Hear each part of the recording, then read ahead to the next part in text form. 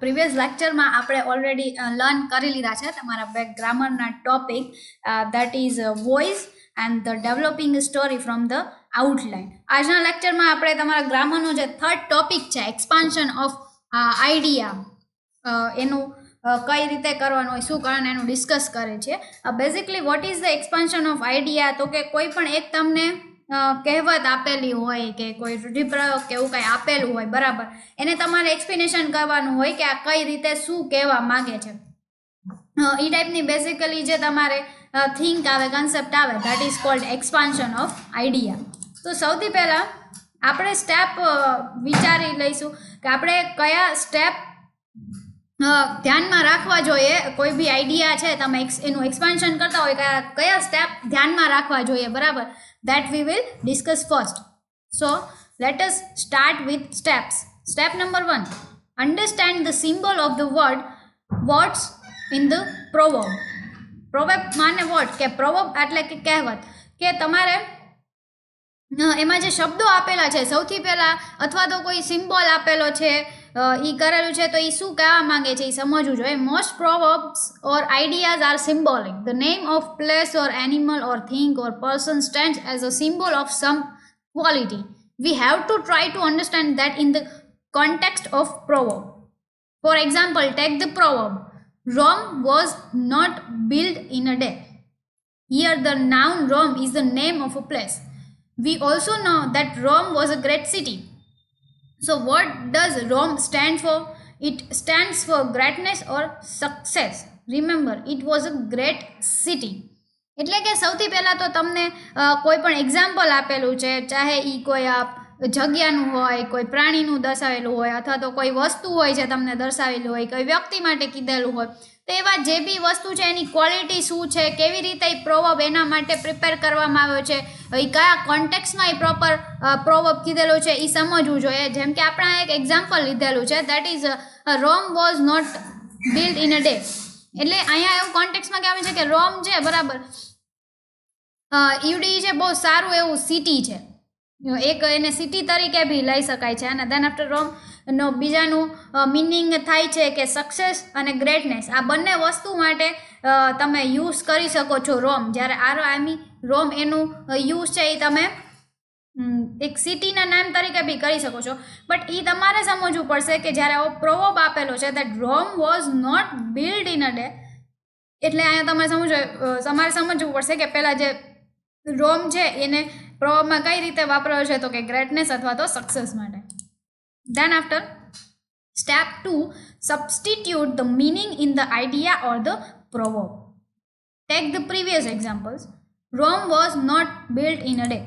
So now substitute the symbols we found out earlier in the sentences that what do we have? Greatness or success was not built in a day. The proverb is now decoded and ready for understanding.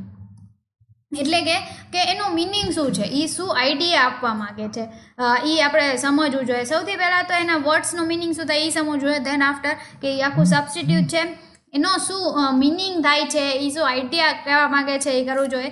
That is Rome was, આપણે આગળનું example જ continue રાખીએ, that Rome was not build in a day.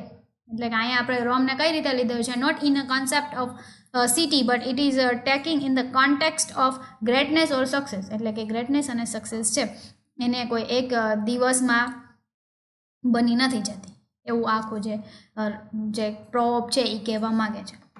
Then third step is look for a story or an endicott or example or illustration. Now that you have understood what the proverb stands for or what the proverb means, we should look for a suitable example to illustrate it. Where do we get these stories? These are plenty of them. Aesop's fables are ideal, then so are the tales of India, the Panchatantra. Then after third step છે કે જ્યારે તમે સમજી ગયા છો કે એ પ્રવર્બ છે, એ કહેવત છે, એ શું કહેવા માગે છે, તો એને સમજાવવા માટે તમે શું કરશો, એનું એક્સપ્લેનેશન આપવા માટે, તો કે એનું એક્સપ્લેનેશન આપવા માટે તમારે કોઈ એક સ્ટોરી છે એ પ્રિપેર કરવી જોઈએ, ઓર કોઈ એવું સારું એક્ઝામ્પલ છે જે એ સ્ટોરીના કોન્ટેક્સ્ટમાં કહી શકીએ તો એ એક્ઝામ્પલ કરવું જોઈએ. તો આવી રીતે, અથવા તો કોઈ ઉદાહરણ તમે આપી શકો, તો આવી રીતે છે તમારે કરવું જોઈએ. તો એ સ્ટોરીઝ તમને ક્યાંથી બનશે, તો કે એસોપ્સ ની સ્ટોરીઝ છે એ ઘણી બધી આઈડિયાઝ છે જે તમે યુઝ કરી શકો છો, અને ઇન્ડિયાનું જે પંચતંત્રની જે સ્ટોરીઝ આવે છે એ બી તમે યુઝ કરી શકો છો. And after step 4, look for similar proverbs or ideas like patience, persistence, and perseveration make an unbeatable combination for success. By Neoplane Hill is similar to Rome was not built in a day. Okay. તમારે next શું કરવાનું રહેશે કે હા, સૌથી પહેલાં તમે એને વર્ડ્સને સમજી લીધું, ધેન આફ્ટર વર્ડ્સને મેક કરીને આખો પ્રોવર્બ છે, આખા પ્રોવર્બનો તમે મિનિંગ સમજી લીધું. That is step 2. સ્ટેપ 3 શું હતું કે તમારે એ મિનિંગ હવે બીજા કોઈને સમજાવવાનું છે, એનું એક્સપ્લેનેશન ડિટેલમાં આપવાનું છે. તો તમે શું કરશો, એના એક્સપ્લેનેશન માટે કોઈ પણ એક સ્ટોરી કે એવું પ્રિપેર કરશો અથવા તો કોઈ એક્ઝામ્પલ આપશો.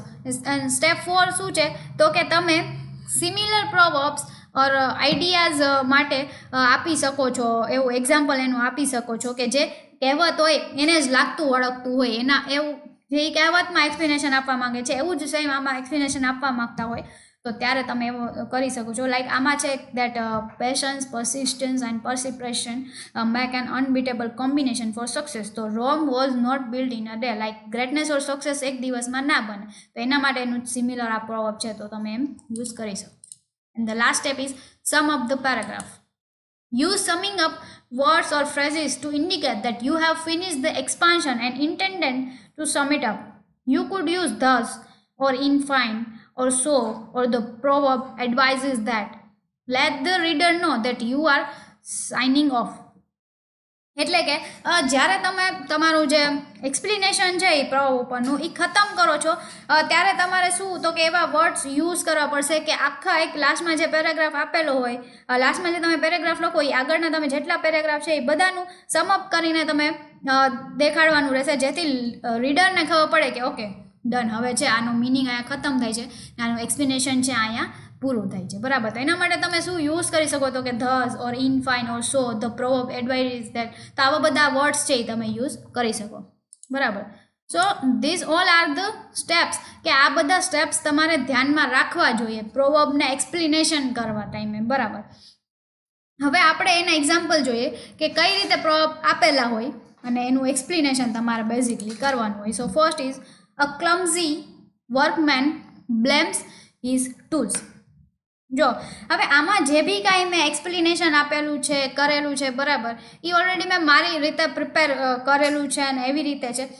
એ વસ્તુનું એક્સપ્લેનેશન છે એ પર્સન ટુ પર્સન ચેન્જ થઈ શકે છે. એવું નથી કે મેં જે આમાં વર્ડ ટુ વર્ડ લખેલું છે, લાઇન ટુ લાઇન લખેલું છે, એવું જ સેમ થિંગ છે એ તમે તમારા એક્ઝામમાં કરો. હા, બની શકે કે તમે જે એનો ઓબ્જેક્ટ છે મેઇન પ્રોવર્બનો એ ચેન્જ ના થવો જોઈએ, તમે તમારા વર્ડ્સ, એક્ઝામ્પલ, સ્ટોરી તમે તમારા અકોર્ડિંગ છે એ ચેન્જ કરી શકો છો.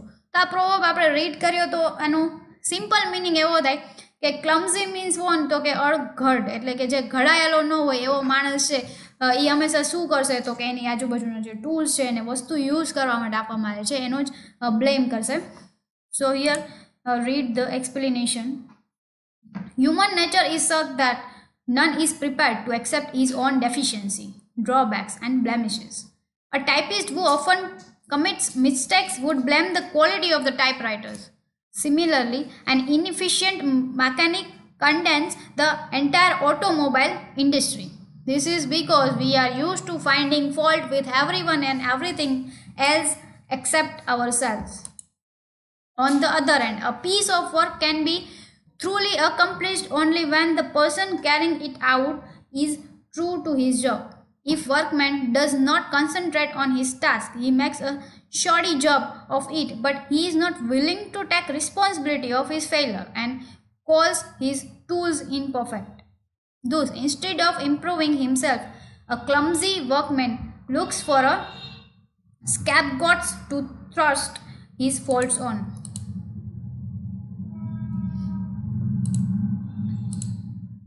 This is perhaps most evident in a student who does not fare well in his examination. Instead of looking for reason within himself, he looks outside for someone or something to blame such a difficult question paper, a lackey pen, or worthful examiner. Similarly, a dancer who fails to perform well a particular event attributes his poor performance to the incompetent musicians, accompanists, or to the poor stage management. Then next is a farmer who does not tend his crop blames his poor produce on everything and everyone other than his negligence. An employee who fails to get promoted is a common example of this proverb. Instead of self-analysis, he excuses his superior of favoritism and his promoted colleagues of a sign of fancy. He fails to realize that reward is proportional to input. Therefore, it is important for people to accept the existence of their faults, if any, and correct them. This is the only way up the ladder of success. The proverb aptly reflects normal human behavior. તો જેવી રીતે આપણે વાત કરી કે ક્લમ્ઝી workmen છે એટલે કે અણઘડાયેલો વર્કમેન છે એ હંમેશા કોને બ્લેમ કરશે તો કે ટૂલ્સને બ્લેમ કરશે. તો એના માટેનું એક્સપ્લેનેશન અહીંયા આપણને અલગ અલગ એક્ઝામ્પલ દ્વારા આપેલું છે. લાઈક ફર્સ્ટ પેરેગ્રાફમાં એમને નાના નાના ટાઈપરાઇટરના, દેન આફ્ટર એન્ડ મેકેનિકનું જે મેકેનિક હોય બરાબર એના એક્ઝામ્પલ આપીને કીધેલું છે. દેન આફ્ટર સેકન્ડ પેરેગ્રાફમાં એમને સમજાવ્યું છે કે શું કરવું જોઈએ, શું કામ આવું કરે છે, કે લોકો શું કરે છે એ કીધેલું છે કે એ એની જોબને સિરિયસલી નથી લેતા. એ બધી વસ્તુ શું કરે છે કે પોતાને જે બી કાંઈ ટાસ્ક કરવા માટે આપેલો હોય એ પોતાથી ના થાય અથવા તો પોતાની નિગ્લિજન્સથી ના થાય તો એને આપવામાં આવેલી વસ્તુ કે જેના દ્વારા એ ટાસ્ક કરવામાં આવતો હોય એને એના ફેઇલર માટે છે એ રિસ્પોન્સિબલ ગણાવે છે. બટ પોતાને લીધે થઈ છે એવી રિસ્પોન્સિબિલિટી ફેઇલરની પોતાની માથે લેવા માગતા નથી. દેન આફ્ટર એને અલગ અલગ ટાઈપના એક્ઝામ્પલ્સ આપેલા છે અહીંયા. લાઈક એને સ્ટુડન્ટનું એક્ઝામ્પલ આપેલું છે કે કઈ રીતે એ એક્ઝામિનેશનમાં સારું પરફોર્મ ના કરે બરાબર. તો એ એવું નહીં જોવે કે મારી અંદર ખામી હતી અથવા તો મારી ભૂલના લીધે આવતું. એ શું કરશે તો કે આઉટસાઇડની થિંગ્સ છે, લાઈક કે ક્વેશ્ચન પેપર બહુ ડિફિકલ્ટ હતું અથવા તો પેન પ્રોપર નહોતી ચાલતી, હું લખી ના શક્યો, એટલું માર્ક્સ ના આવ્યા, તો એક્ઝામિનર છે એ બહુ સ્ટ્રિક્ટ હતો, લાઈક એનાથી મારું મેન્ટલ સ્ટ્રેન્થ છે એ બગડતું હતું. તો એવી રીતે દેન આફ્ટર એક ડાન્સરનું એણે આપેલું છે.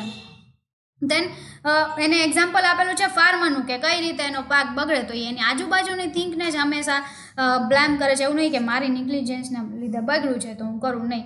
અને આવડો આ જે પ્રોપ છે એ મોસ્ટલી શેમાં યુઝ થાય છે તો કે એમ્પ્લોયબિલિટીમાં, કે જ્યારે એમ્પ્લોયરને કોઈ ટાસ્ક આપવામાં આવે બરાબર અને એમાં ફેલ જાય તો એમાં શું કહેશે કે પોતાનું સેલ્ફ એનાલિસિસ નહીં કરે કે શું કામ આવું થયું કે કેમ, બટ એનો જે સુપિરિયર છે એને છે કે આના માટે ફેવરેટિઝમ હતું એટલે એને આવું સારું એવું આપ્યું, આમ કર્યું, મને તો આવું આપી દીધું છે, બગડવાનું હતું એને ખબર હતી બરાબર. તો લાસ્ટમાં જેમ આપણે વાત થઈ કે સમ ઓફ ધ પેરેગ્રાફ, એવી રીતે એને પેરેગ્રાફને જે સમરાઇઝ કર્યો છે કે તો આવી રીતે પીપલ છે એ લોકો છે એના ફોલ્ટને સ્વીકારતા નથી, એને કરેક્ટ કરવાની કોશિશ નથી કરતા જ્યારે એને એવું કરવું જોઈએ. અને આ જ એક વસ્તુ છે કે પોતાને કરેક્ટ કરીને આગળ વધવું એ જ એક સીડી છે સક્સેસ માટેની.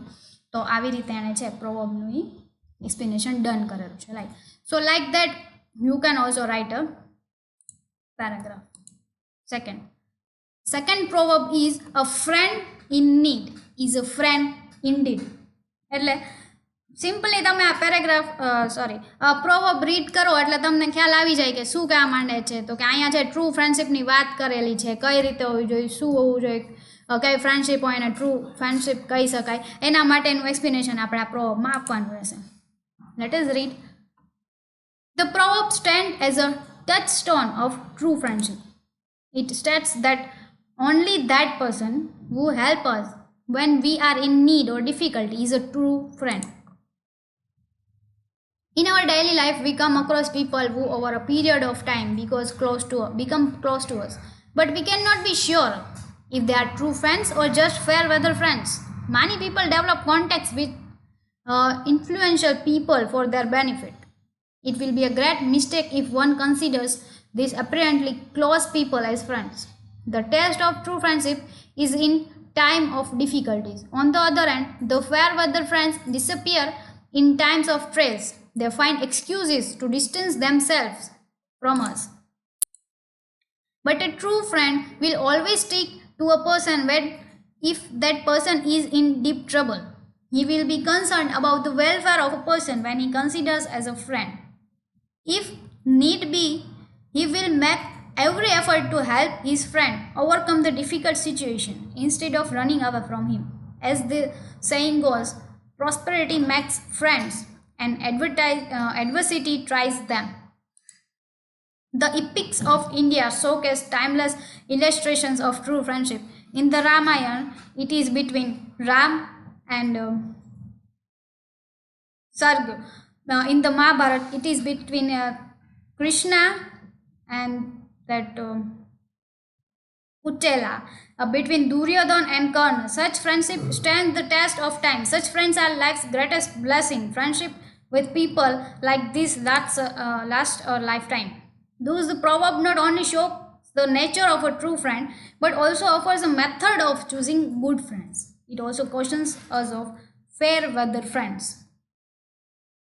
તો આપણામાં સમજીએ તો બેઝિકલી તમને શું કીધેલું છે કે ફ્રેન્ડ છે, ટ્રુ ફ્રેન્ડશિપની જ વાત કરવામાં આવી છે કે કોને ટ્રુ ફ્રેન્ડશિપ કહી શકાય. તો એણે એનું સ્ટાર્ટિંગ કઈ રીતે કરેલું છે, તો કે સ્ટાર્ટિંગ એવી રીતે કરેલું છે કે આખું આ છે એ ટચ સ્ટોન છે, લાઈક મેઇન વસ્તુ છે એ દર્શાવવા માંગે છે ટ્રુ ફ્રેન્ડશિપ કેવી હોવી જોઈએ.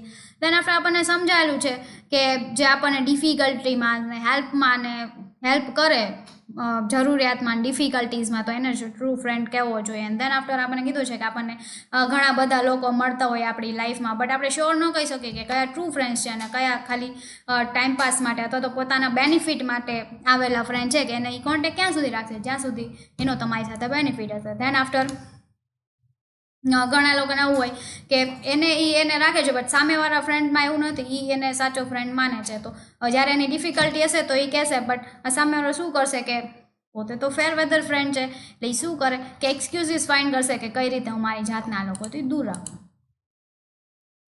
દેન આફ્ટર આગળ બી એણે આપણને કીધેલું છે કે કઈ રીતે પર્સન છે તમે ડીપ ટ્રબલમાં હોય તો આવી જશે, તમારા પ્રોબ્લેમ્સ છે એ દૂર કરવાની ટ્રાય કરશે, તમને હેલ્પ કરશે. તો આવી રીતે બી જે સિચ્યુએશન્સ હોય એમાં ફ્રેન્ડ છે એ તમને હેલ્પ કરી શકે છે, instead of running away from him, એટલે કે તમારાથી દૂર ભાગવાને બદલે એ તમારી હેલ્પ કરશે. જેમ આપણે વાત કરી હતી સ્ટેપ્સમાં કે તમારે સિમિલર પ્રોવર્બ યુઝ કરવો જોઈએ, તો અહીંયા એ લોકોએ વસ્તુ કરેલી છે that prosperity makes friends and adversity tries them. બરાબર, તો સેમ એને આવો ટ્રુ ફ્રેન્ડશિપને લગતો જ એક પ્રોવર્બ છે અહીંયા યુઝ કર્યો છે. તેના આપણે એને અલગ અલગ ટાઈપના ઇલેસ્ટ્રેશન આપીને સમજાવ્યું છે કે કેવા ટાઈપની ફ્રેન્ડશિપ છે એ હોવી જોઈએ. અને લાસ્ટમાં એણે કીધેલું છે કે આપણને ફ્રેન્ડશિપનો નેચર અથવા તો કેવા ફ્રેન્ડ્સ હોય એ તો આપણને પ્રોવર્બમાં શીખવાડે છે, બટ સાથે સાથે કયા ટાઈપની કઈ રીતે ફ્રેન્ડ ચૂઝ કરવા જોઈએ. અને એક આપણને વસ્તુ બી કીધેલી છે, કન્સેપ્ટ બી આપેલો છે દેટ ફેર વેધર ફ્રેન્ડ, કે જે સિઝન ચેન્જ થાય એટલે કે આપણો ટાઈમ ચેન્જ થાય તો આપણાથી દૂર જતા રહેશે. તો આવી રીતે એણે બહુ સારી રીતે શોર્ટ ટર્મમાં જે પ્રોવર્બનું છે એક્સપ્લેનેશન આપેલું છે. So as this you can also use. The next one is a little learning is a dangerous thing. એટલે કે little learning is a dangerous thing. આપણે આ થોટને શું કહી શકીએ, પ્રોવર્બને કહી શકીએ કે જે આપણે ના ગુજરાતીમાં બોલીએ કે અડધો ઘડો જે ભરાયેલો હોય એ વધારે છલકાય છે અને એવી રીતે હોય છે. તો આ ટાઈપનું તમારે કરવાના હોય છે. તો ચલો આનું એક્સપ્લેનેશન કરીએ. That we have heard of quack doctors in the villages who try to cure serious disease by their so-called magical remedies. This is an example of a little learning being a dangerous thing. Finally, when the patient dies, they shift the blame on some supernatural powers and wash their hands of the tragedy. Sometimes children try to imitate dangerous scenes from the films, little realizing the danger they could lead to. Learning yoga from someone who is not an expert at it could be dangerous. Certain asanas should not be tried unless the trainer is an expert. Listening to the advice of someone who is less educated than you can lead to wrong choices in life. Remember Lord Buddha's teaching, travel not with a fool. He further goes on to say that if the people you are traveling with are less clever than you or equal in cleverness to you, it is better to travel alone. In other words, it is better to have no friends than to have one who has little knowledge. Some people try to repair domestic appliances on their own, thinking that they can do the job themselves without sufficient knowledge. They only spoil the appliance. They would do well to call the technicians or the expert to do the job. બરાબર. તો આ પ્રોવર્બમાં આપણે સમજી શકીએ કે તમારી પાસે બહુ ઓછી નોલેજ છે અથવા તો ઓછું લર્નિંગ છે, એ બહુ ડેન્જરસ હોઈ શકે છે. કાં તો તમે એ વસ્તુ શીખો જ નહીં, બરાબર, કાં તો એ વસ્તુની એક્સપર્ટાઇઝ લઈ લ્યો ઓર એ વસ્તુને પૂરી રીતે શીખી લ્યો કે એમાં શું છે, એ માટેનો જે પ્રોવર્બ કીધેલો છે. તો આમાં આપણને અલગ અલગ ટાઈપના એક્ઝામ્પલથી જ એણે સ્ટાર્ટ કરેલું છે કે આપણે સાંભળે છે કે ઘણી વખત ડૉક્ટર્સ છે, બરાબર, ગામડાના ડૉક્ટર્સની વાત કરેલી છે કે એ લોકો શું છે કે ઘણી બધી બીમારીઓ હોય એમાં પોતાના આયુર્વેદિક જેનાથી થઈ શકે એનાથી કરે છે, જેમાં એને બહુ ઓછી જ નોલેજ હોય, બટ એ ઓછી નોલેજને ધ્યાનમાં રાખીને એને દવા આપી દે છે. અને દેન આફ્ટર જો પેશન્ટ્સ મરી જાય કરીને તો બ્લેમ કોની ઉપર નાખે છે, તો કે સુપર નેચરલ પાવર ઉપર નાખી દે છે કે ભગવાનની ઈચ્છા હશે તો એટલા માટે જ જતા રહ્યા અને વોટ્સ એવર. તો એવું કરે છે કે એવું નથી સ્વીકારતા કે આપણું લિટલ લર્નિંગ છે, એટલે આ બહુ ડેન્જરસ થિંગ હોઈ શકે એ સમજાયું છે. દેન આફ્ટર આપણને અલગ અલગ એક્ઝામ્પલ આપેલા છે. દેન આફ્ટર જે લોર્ડ બુદ્ધ છે એની જે કહેલું સેન્ટેન્સ છે એના ઉપરથી આપણને સમજાવ્યું છે કે એને એવું કીધેલું છે કે જો જેની સાથે તમે રહ્યો છો, તમારી આજુબાજુના જે લોકો છે એ તમારી અથવા તો તમારા જે ફ્રેન્ડ્સ છે, બરાબર, એ આઈધર તો તમારા જેટલા ક્લેવર છે ઓર તમારાથી ઓછા ક્લેવર છે, તો એવા લોકો સાથે ટ્રાવેલ ઓછું કરવું જોઈએ. એના કરતાં તો બેટર છે કે તમે એકલા જ તમારા કામ કરો અથવા તો કોઈ ફ્રેન્ડ્સ ન હોય, કોઈ ફ્રેન્ડ્સ ન રાખવા એ બેટર છે કે એવા ફ્રેન્ડ્સ રાખવા જેની પાસે બહુ ઓછું નોલેજ. તો એના માટે જ આપણને અલગ અલગ ટાઈપના આપેલા છે એક્ઝામ્પલ આ પ્રોવર્બને સમજવા માટે. So that is how you can write. Late us see one more example. A stitch in time saves 9. On the surface, the proverb says that a thing that needs mending out to be mended before it assumes serious proportions. Take for example, a cloth that is a little torn. It can be easily mended with a single stitch, but if it is neglected, it requires more stitches. Further neglect may also make it useless. By extension, the proverb means that timely action helps us in overcoming problems. Prompt action at an early stage prevents serious trouble in future. Take for instance the bridge in a dam in Gujarat. It was not repaired in early stages. This resulted in the bursting of the dam. A water sheet of 20 feet high ran across the village and thousands of people died in Morbi, a beautiful city, in 3 minutes. It is a case of delay, and delays are always dangerous. Same is the case of student who falls into the habit of procrastination. He must read his lessons regularly. He must not postpone them. If he neglects to study in time, he will have to strain before the examinations. He will have to burn the midnight oil. It may spoil his health, and in addition, there is every danger of forgetting whatever he has read. He becomes a victim of tension and fear. A boy stole a pencil from a classmate and showed it to his grandmother. Instead of questioning him about it, she kept quiet. The boy's thefts went unchecked until one day he was arrested. If the boy had been corrected in time, he would not have become a thief. Timely action would have prevented him from falling into the wrong ways. Thus, the saying advises us to take timely action or a small hull, if neglected, will sink a big ship. બરાબર. તો આ proverb ઉપરથી આપણને જાણ મળ્યું કે એ શું કહેવા માગે છે કે કોઈ નાની એવી વસ્તુ છે, બરાબર, જેમાં તમારે સ્ટીચ માટે ટાંકો લાવવાની જરૂર હોય તો એમાં લઈ લેવું જોઈએ, ટાઈમે એમાં એ વસ્તુ કરી લેવું જોઈએ. એ જ વસ્તુ આપણને અલગ અલગ એક્ઝામ્પલ દ્વારા સમજાવવામાં આવી છે કે કપડાના એક્ઝામ્પલ દ્વારા સમજ કે કપડાં છે, બરાબર, એના પર એક ટાંકો લેવાથી સરખું થઈ જતું હોય ત્યારે ને ત્યારે જ લઈ લેવો જોઈએ, જેથી કરીને આગળ જઈને ન કરે. તમે જો એ ટાઈમે નહીં લે તો એ વધારે વસ્તુ ફાટતી જશે અને દેન આફ્ટર એક દિવસ એ યુઝલેસ થઈ જશે. તો આ જ વસ્તુ આપણને હ્યુમન બિહેવિયરમાં અલગ અલગ એક્ઝામ્પલ દ્વારા આપણને અહીંયા સમજાવવામાં આવ્યું છે. અહીંયા ગુજરાતના ડેમનું લીધેલું છે કે એને પ્રોપર એને જે અર્લી સ્ટેજ છે ને રિપેર કરવામાં નહોતો આવ્યો. જો એને રિપેર કરવામાં આવત તો જે બ્રશ થયું હતું ડેમનું એ ના થાત અને વોટર શીટ છે, આ મોરબી જે છે, બરાબર, ત્યાંનું જે આખું બ્યુટીફુલ સિટી છે એને 3 મિનિટમાં જ જે આખું ડેસ્ટ્રોય કરી નાખ્યું હતું, બરાબર, એ વસ્તુ ના થાય. દેન આફ્ટર સેકન્ડ એક્ઝામ્પલ લીધેલું છે સ્ટુડન્ટ્સનું કે જે લોકો છે એ વિલંબ એટલે કે ઠેલાવામાં માને છે. રોજનું રોજ રીડ કરવું જોઈએ, લેસન્સ રેગ્યુલરી કરવા જોઈએ અને પોસ્ટપોન ના કરવા જોઈએ. એ જ વસ્તુ અહીંયા સમજાવવામાં આવેલી છે. અને ધેન આફ્ટર હજી એક એક્ઝામ્પલ લીધેલું છે કે એક બોય છે એક દિવસ પેન્સિલ ચોરીને લાવ્યો તો એની ગ્રાન્ડ મધરને બતાવ્યું, બટ એની ગ્રાન્ડ મધરે એને ક્વેશ્ચન ના કર્યું કે આ ક્યાંથી લાવ્યો છું. સો એવું કરીને એને છે ધીરે ધીરે ચોરીની આદત પડી જાય ને મોટો બનીને ચોર બની જાય.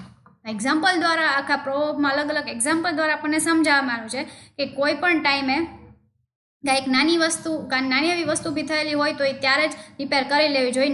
નાની વસ્તુ બહુ મોટી બને ત્યાં સુધી રાહ ના જોવી જોઈએ. And let us see one more example, that is procrastination is the thief of time. આપણે આગળના એક્ઝામ્પલમાં જોયું કે જે પ્રોબ હતા એમાં સમજતા હતા, એમાં એક્ઝામ્પલ આપેલું હતું સ્ટુડન્ટ કે એ પ્રિક્રોસ્ટિનેશન કરે છે, માને કે વિલંબ કરે છે, કોઈ પણ કામ કરવાને ઠેલાવે છે, બરાબર. તો એવું ના કરવું જોઈએ. એ જ આખો પ્રોવર્બ હવે આપેલો છે, that is we learn. It has been said, never put off for tomorrow what you can do today. Yet there are many people who enjoy postponing things. Such people do not realize the dangers of delaying. Work does not disappear if we postpone it. One day or the other day has to be done. The more we postpone, the more the work piles up. Finally, we have no choice but to tackle it. Then the amount of work seems too much. We have to work for long hours under great strain and tension. Finally, we do it hardly and in a careless manner. It is as bad as not doing the work at all. Again, when same work is delayed, the time which would have been profitably used is wasted. Time wasted is time lost forever. Hence, procrastination, that is the habit of postponing things, is rightly called the thief of time. Precious time wasted means opportunities lost and lost forever. By the time we realize how much time we have wasted and how many opportunities we have missed out by delaying works, it may be too late and then nothing remains for us except to regret and repent. Sometimes a very heavy price has to be paid for delaying things. The person which delays insuring his house will regret it when the house is got by a sudden fire. Delay in the treatment of disease may make it worse and may even result in death. The student who is gone on postponing studies will need to be burn the midnight oil for the last minute's preparation. બરાબર. તો આમાં આ prop દ્વારા આપણને સમજાવવામાં આવ્યું છે, એનું એક્સપ્લેનેશન આપવામાં આવ્યું છે કે કઈ રીતે તમે કોઈ વસ્તુને ઠેલવો છો, આગળ જવા દો છો, બરાબર. એ કોઈ પણ વસ્તુને ઠેલવાનો મતલબ છે કે તમે ટાઈમને હંમેશા માટે જતો કરો છો, બરાબર, વિલંબ કરો છો. એ આપણને અલગ અલગ એક્ઝામ્પલ દ્વારા સમજાવવામાં આવ્યું છે કે તમે કોઈ કામ કરો છો, બરાબર, એને કાલ ઉપર ઠેલવો છો. લાસ્ટમાં તો એ તમારે વર્ક કરવાનું જ રહેશે, આજ નહીં તો કાલ કોઈક દિવસ કરવું જ પડશે. તો એ વર્ક ઠેલાવવું ના જોઈએ, અને અત્યારે જ્યારે આપેલું છે એ ટાઈમમાં થઈ જાય છે ત્યારે જ તમારે કમ્પ્લીટ કરવું જોઈએ. અધરવાઇઝ શું થશે કે તમે ઠેલાવતા જશો, જેટલું તમે વર્ક વધુ ઠેલાવશો એટલું જ વધુ છે તમારે જ ટેન્શનમાં આવવું પડશે. અને લાસ્ટમાં જ્યારે લાસ્ટ મિનિટે એ કામ જોતું જ હશે ને તમારે કરવું પડશે, તો તમે બહુ ટેન્શનમાં આવીને કરશો અને એને બહુ ઝડપથી અને કેરલેસ મેનરમાં કરશો. અને એ જે તમે મેનરમાં કરેલું છે, બરાબર, એ વર્ક એવું થશે કે આના કરતાં તો તમે વર્ક ના કરેલું હોય તો સારું હોય. અને આવી રીતે વર્કને છે એ ડિલે ના કરવું જોઈએ.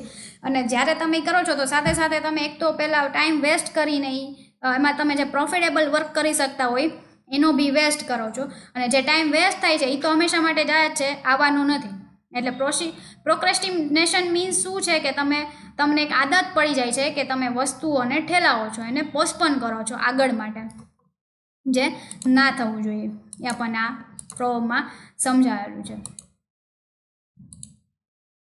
સો as it how you can write proverb, બરાબર. તમે એનો મિનિંગ કઈ રીતે સમજેલા છો, શું છે, કેવી રીતે છે, એ બધું તમારે એક્સપ્લેનેશન કરવું જોઈએ. આવી જ રીતે શોર્ટન ટર્મ્સમાં એક્ઝામ્પલ સાથે તમે એને સમજાવી શકો છો.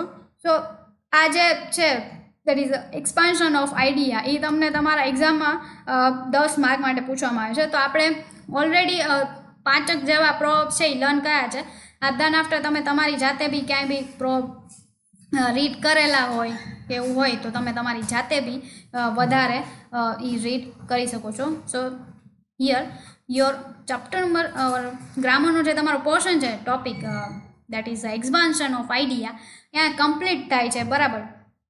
આ જે પ્રોવર્બ આપેલા છે એ ડઝન્ટ મીન કે આમાંથી જ કોઈ પૂછાય, આનાથી બારે બી પૂછાઈ શકે. બટ પ્રોવર્બમાં ધ્યાન શું રાખવું જોઈએ, મેઇનલી ધ્યાન એ રાખવું જોઈએ કે તમે જે બી વર્ડ્સ આપેલા છે એનું મિનિંગ સમજી જાઓ ને દેન આફ્ટર મગજમાં મગઅપ કરી લો કે કઈ રીતે હું આનો વર્ડ લખીશ, શું લખીશ, કયા એક્ઝામ્પલ આપીશ, then you can easily write. અને આપણે જે સ્ટેપ્સ છે એ બધા મગજમાં રાખવાના, so that you can easily write the meaning or explanation of proverb. So this chapter is over here and we will discuss the next chapter in our next lecture. Thank you.